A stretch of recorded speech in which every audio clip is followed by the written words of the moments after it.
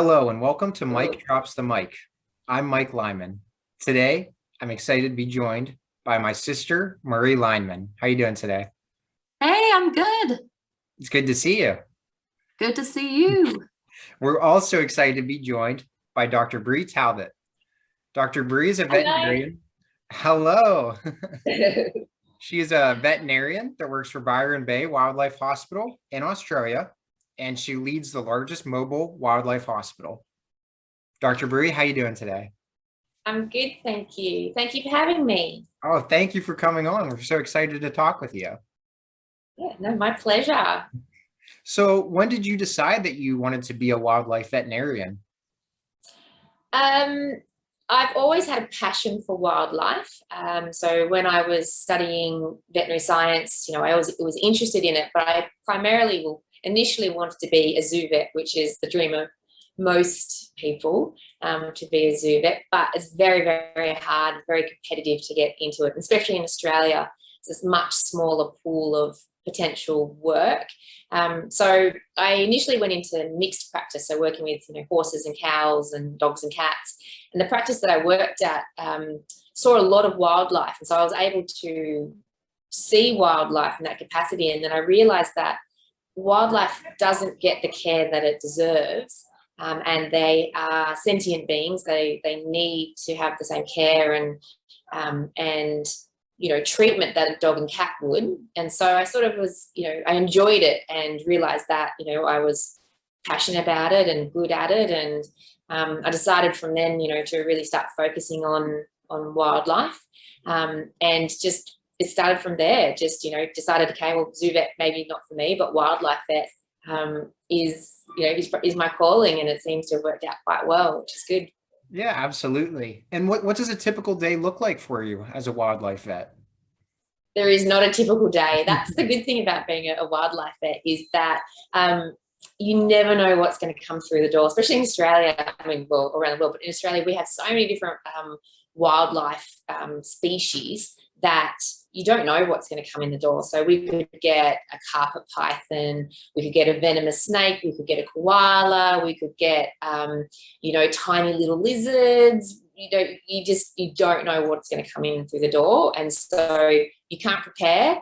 You have to be prepared to be unprepared, because you just don't know what's going to come in. But a lot of our animals, unfortunately, become victims of human interaction. So hit by cars or dog attacks or loss of habitat. So a lot of our animals come in because of that. So you kind of know roughly what you're going to be doing with these animals, but the species that are coming in, you don't know until they turn up.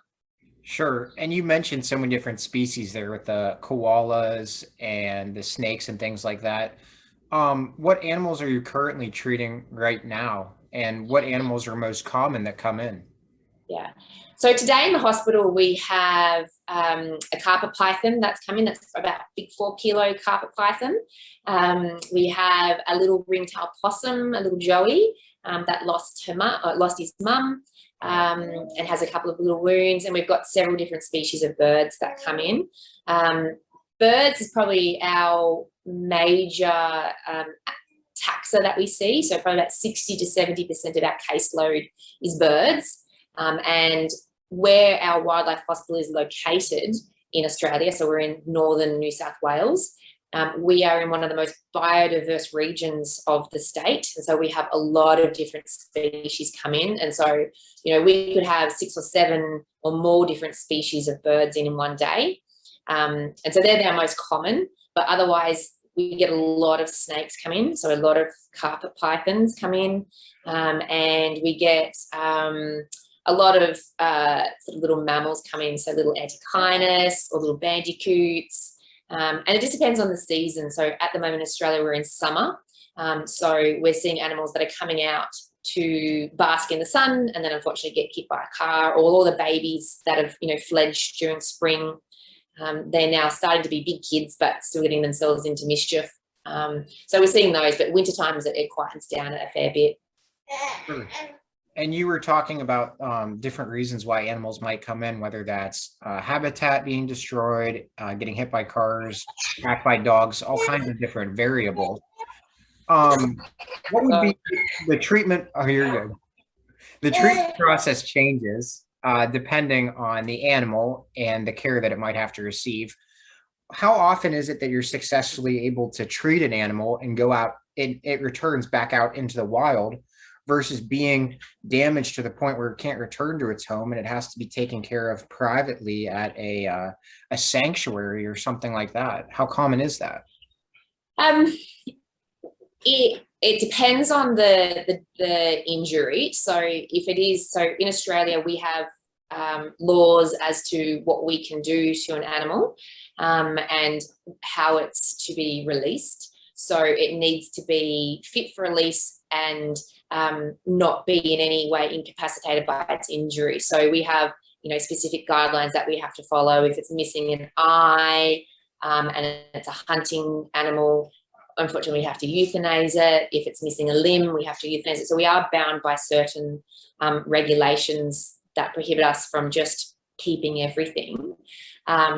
So if it's not successful, if we don't think it's going to be releasable, we can apply to have a license to put it in a sanctuary, and that's by the government, and they can, or a National Parks and Wildlife Service, and they basically can either say yes or no to us if we're allowed to keep that animal or if we have to euthanize it. So we have to be very specific and choose our animals wisely if we want to keep them in captivity in a sanctuary, because they might say yes to one animal but then say no to another animal, and that one that they say no to actually might be more significant from a conservation point of view. Oh, yeah. So we have to choose it carefully, and a lot of our animals, they're wild, and so putting them into captivity, although it might seem nice for us because we feel like we're saving them, having a wild animal in captivity might not actually be the best thing for the animal. It might be stressed, and then how do you measure that stress and if they're happy or not? And so that's playing God a lot by bringing that animal in and saying that they are happy when we can't actually measure their happiness. So it's a very contentious thing in Australia about what animals stay in care, if they're allowed to stay in permanent care, versus is it kinder to euthanize them. So that's a big roundabout answer to your question, because it's a really, really complex situation. And if you ask 10 different vets, you'd get 10 different answers. If you ask 10 different wildlife carers, you'd probably get 100 different answers, because it all depends on your ethics, your morals, and then what state you live in. So, for instance, if you're down in South Australia, if you find an animal on the side of the road, it's a wild animal, like a kangaroo, legally, that animal is not allowed to be released ever again back into the wild. So they have to then keep that animal forever and find a home for it. Whereas in New South Wales, if we find a kangaroo on the side of the road and we can fix it, we can release it again. So it's a really complex issue, and there's not one, unfortunately. Some animals out back into care because that's what we, back out into the wild because that's what we want. But we're not going to put any animal out if it's not in its best interest to, if it's not going to thrive, if we're putting it back out there to, just get picked on by another animal. And so that can be a little bit hard, but we work very closely with a lot of our registered wildlife carers that we have in Australia. So they take the animal into their care in their house, and that we work with them to, get the animal back out into the wild. And if they don't think it's going well, then they bring it back to us and we reassess it. Sure. Yeah, that's such a complex question because there's so many different variables, as you mentioned, to consider. But I think everyone would agree that the most important thing is putting the animal's needs. You have to look at each animal individually and consider what would be best for it individually. And if you are deciding to release an animal back into the wild, I've heard that, I'm sure this depends on the type of animal, but when you release it, it's, animals of the same species might be able to tell that it was wounded or that it interacted with humans or something that is different than its own, and they may not be acceptable of that animal and might treat it differently. And I'm sure you have to consider that as well. But if you do decide ultimately to release it back into its habitat, what does that look like? I'm sure it's very strategically thought out, and but you want to make sure it doesn't, like, what does that look like actually putting it out there? Yeah, so when we find an animal, we have to get its location details. So we have to be very specific about where it was found, because a lot of our animals in Australia are territorial. And so they might have actual hollows that they're living in, or burrows that they're living in. And if you try to put them back into a different animal's burrow, then they can get attacked. So we have to make sure that we have the right location details. And then depending on the actual animal, we have to then figure out the time of day to release them. So a lot of our birds of prey, we would release them. So our raptors, we would release them at dusk. So they're getting released at sort of feeding time and sort of, waking up time, so they can fly around with the other animals. Or we would release like our snakes at the warmest part of the day, so that they're active and they can, have that warmth to move around.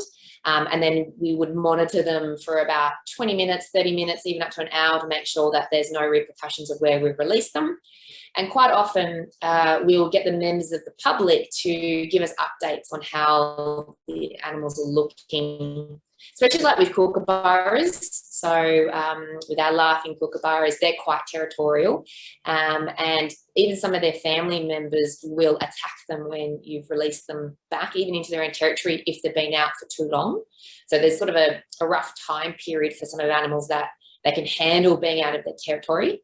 If you go over that, then their family members kind of forget about them, or think that, they've got the smell of humans on them and they will try and attack them. So you sometimes have to watch those animals.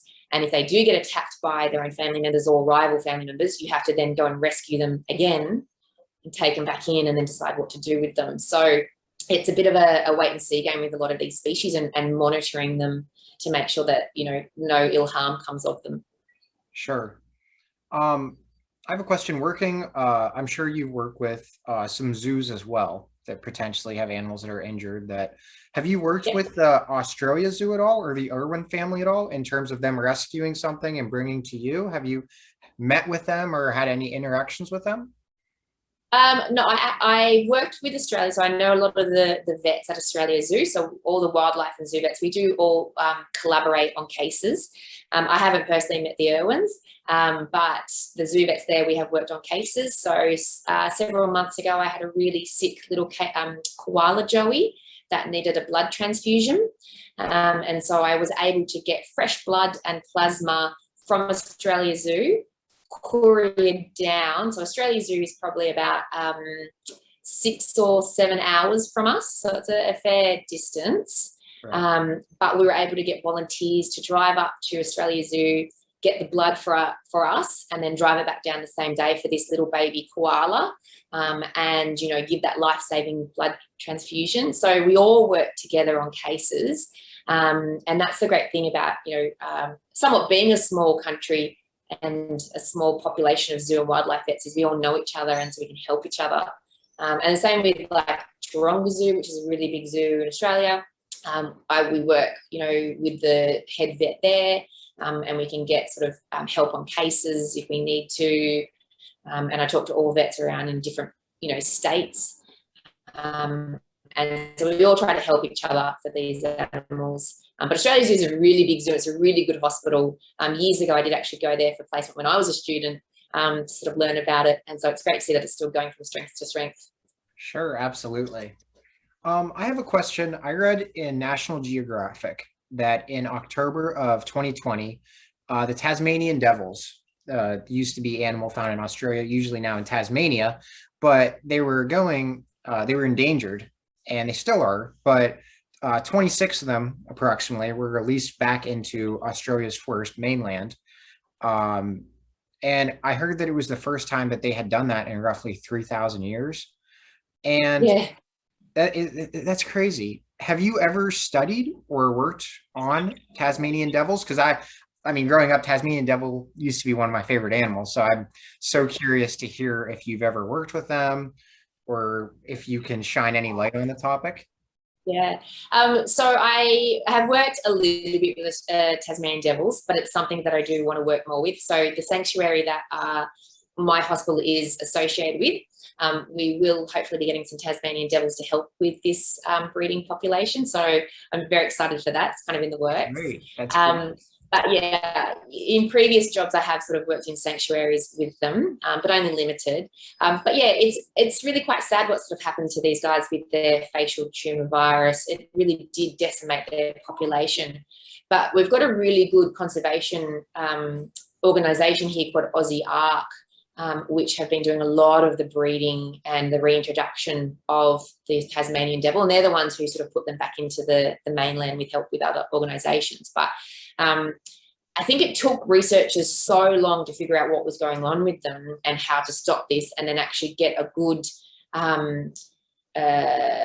insurance population to start breeding them, that's why it just took so long. And I think, unfortunately, a lot of Australians, we are a little bit blasé about some of our animals. I think we've let some of our animals go for too long, thinking that we could get them back with not too much trouble. And then when we tried to, it was a lot harder than we thought. You know, we take it for granted that we've got lots of kangaroos around, you know, that we've got, you know, lots of, you know, rainbow lorikeets. But I think if we don't look after them, eventually they're all going to go, you know. And so that's potentially what I feel like happened with the Tassie devil. And that's just my opinion. It's Sure. You know, there could be lots of other factors, but I think, yeah, we take for granted that we've got these awesome animals, and we need to do better at protecting them so that it doesn't happen that we have to do all this work like we do with the Tassie devils. But I'm looking for them in our sanctuary to be able to help with the injection and help have, you know, members of the public and community, so they learn how important these guys are for the ecosystem, because they are, all animals are important to our ecosystem. Sure. And like we mentioned, it's monumental that the Tasmanian Devils have come back, and controlled breeding is what needs to happen in order to increase the population. Hopefully, you know, they're endangered now, and we'd like to get past that. Realistically, where do you see the population and the status of the Tasmanian devil being in 5 to 10 years? I would hope that the status would decrease in its severity, and so that we do have a stable population, and that the numbers do up and we get more animals on the mainland. But I think a lot more work needs to be done on education of farmers, on members of the public, of living with these animals, because we're getting more and more people living in or you know, urban sprawl, so more people living and moving out because we've just got the population that's increasing, that we have to learn to live with these animals. And I don't think a lot of the population is used to that yet, and so I think we're going to have problems with coexisting for a while. Like, you know, koalas is the prime example of that.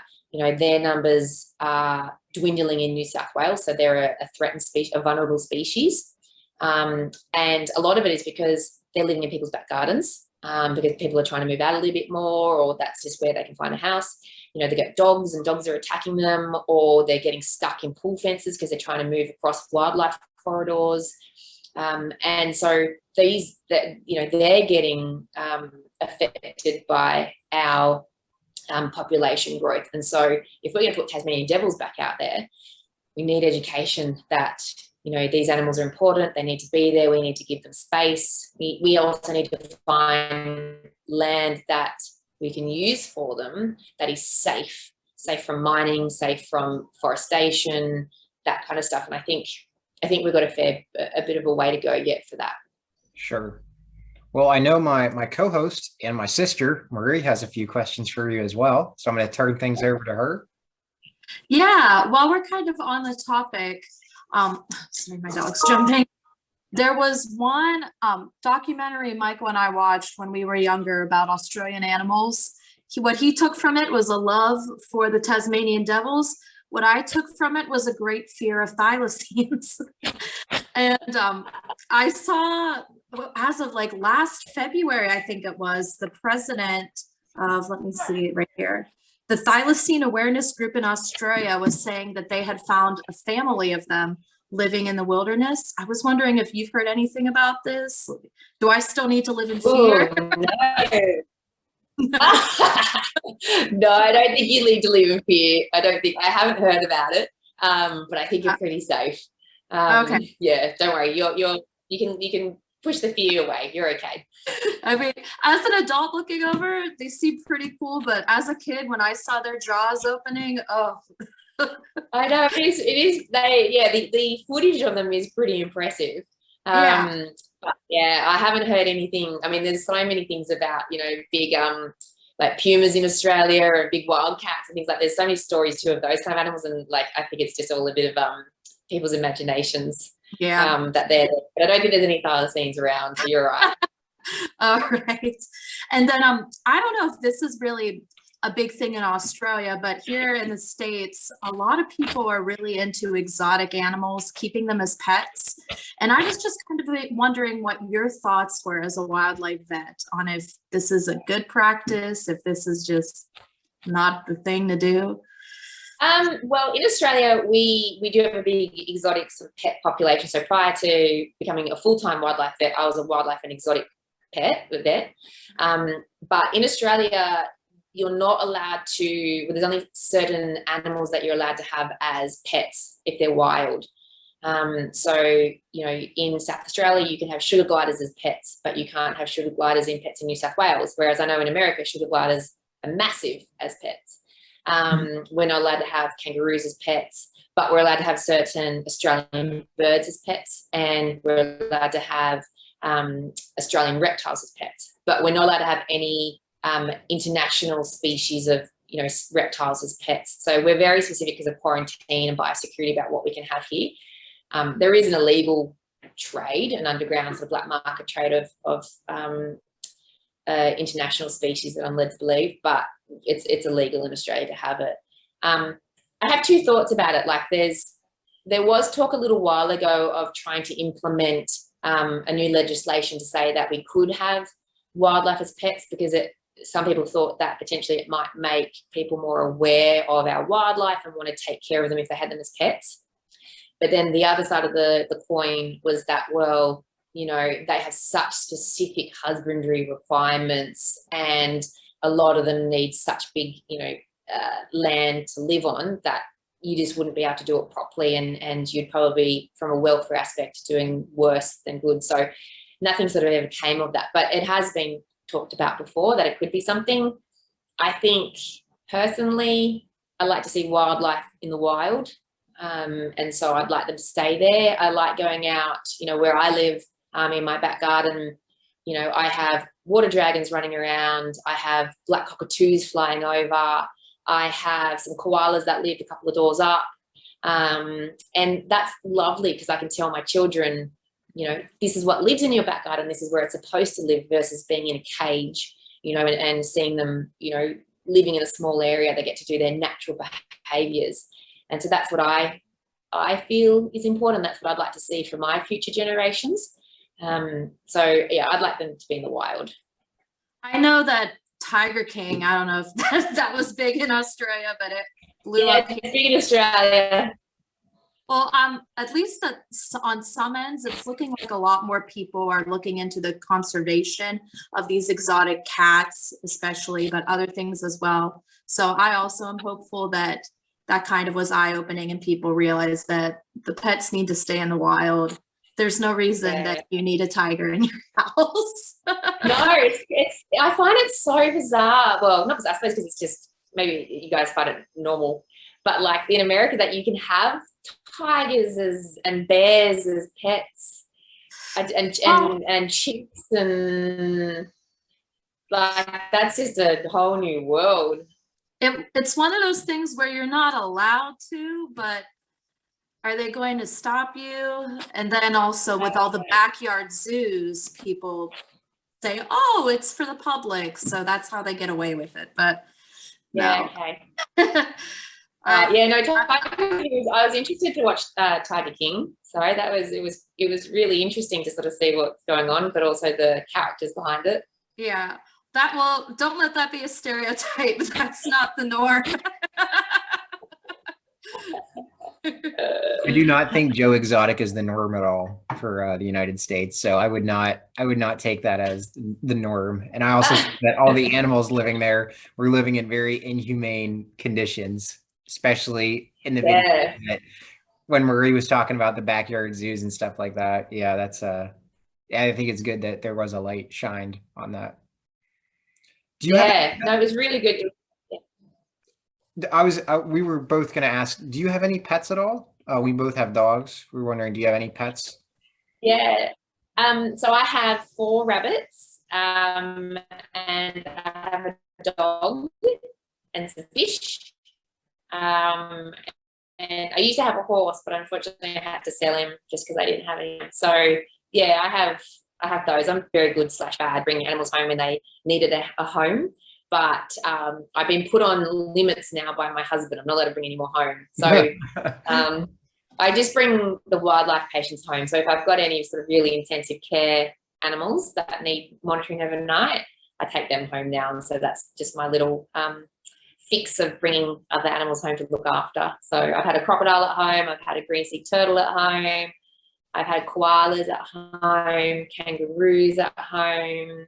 And so they're all just, there just to have monitoring and get medications overnight to make sure that they're okay, just because I was super worried about them. And then they go back to hospital the next day. So there's no incidents with these crocodiles or the kangaroos, anything like that, walking around your house at midnight in the kitchen, in your fridge or anything like that? No. So I make sure that they're in a secure area so they can't walk around.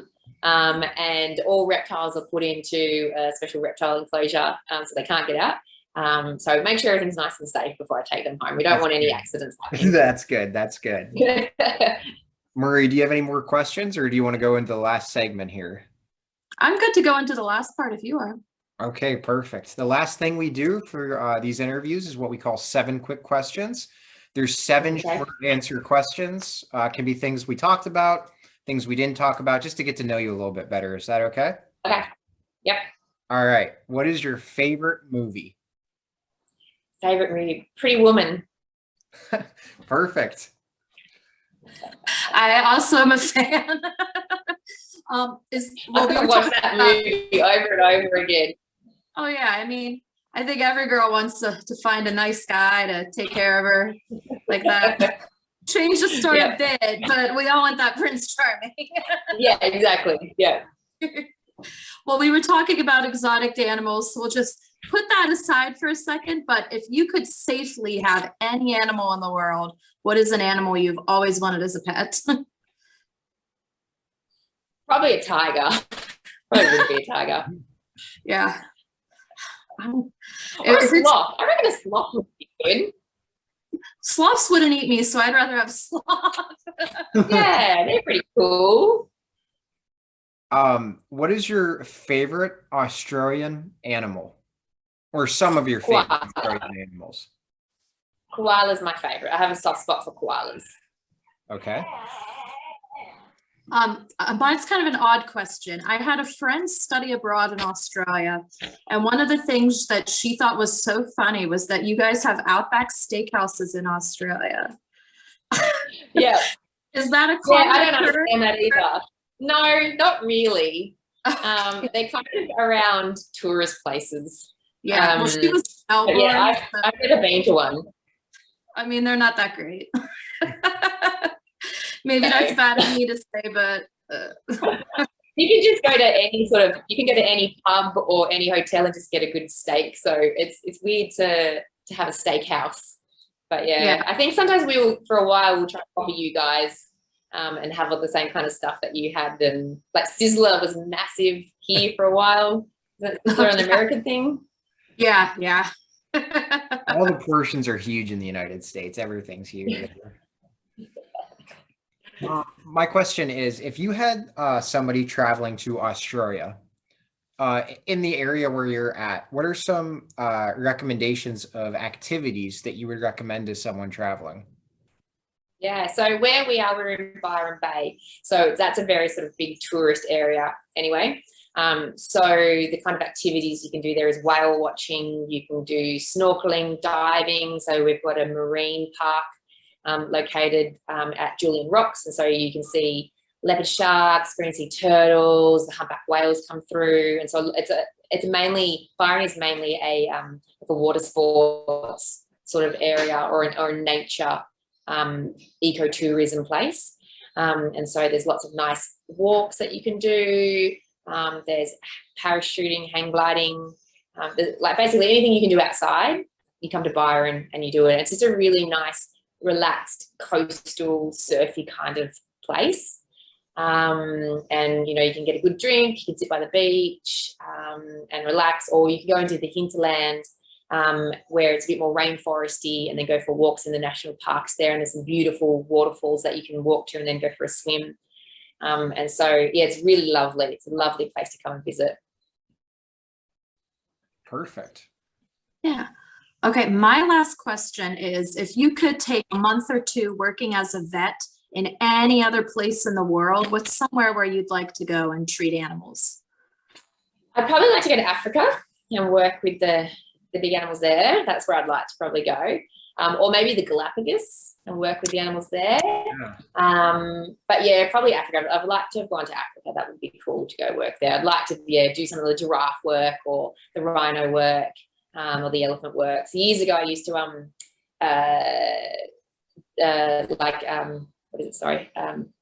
donate to a little elephant orphanage over there. So the elephants that got sort of lost their mums or had landmines and had injuries. And so I used to sponsor a little elephant calf there. And it would have been great to go over and see the elephant, but never got to go over there. But that's something I'd like to do one day.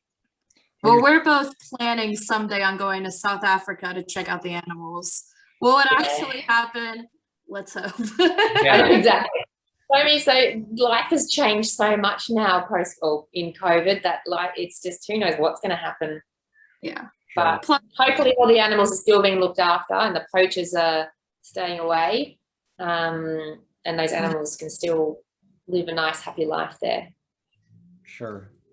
My last question for you, Dr. Bree, is you deal with all kinds of dangerous animals when you're talking about the different snakes, crocodiles, the reptiles in general. What is the most dangerous? Do you have a most dangerous story or situation that you've been in that you've been nervous around or anything like that?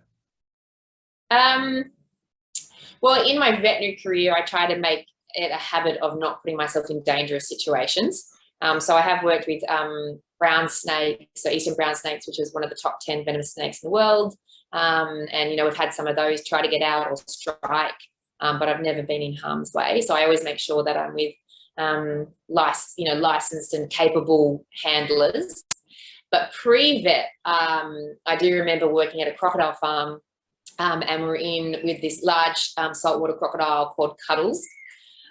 And we were cleaning Cuddles' enclosure. And Cuddles didn't really appreciate us cleaning his enclosure.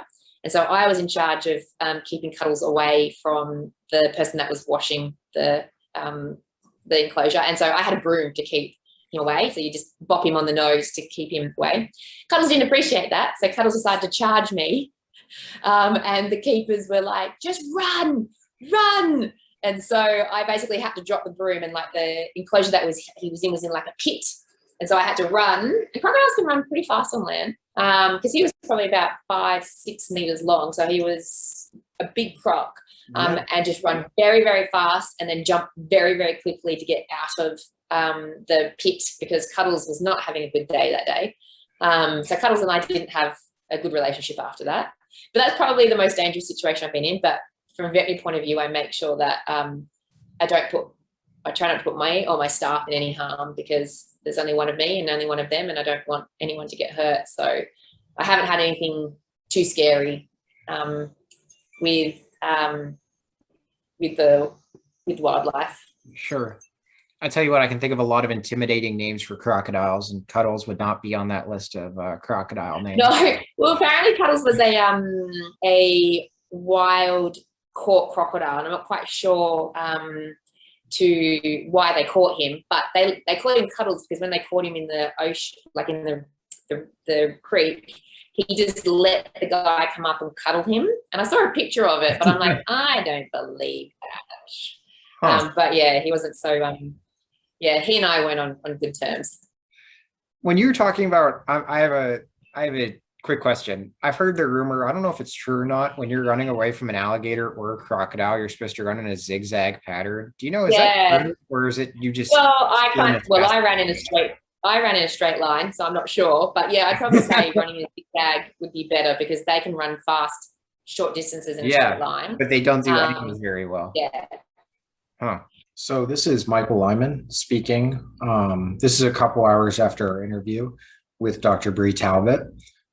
Due to there was a mistake in the recording and the way it was processed. We did not catch the very end of the interview, regrettably, and it was not saved.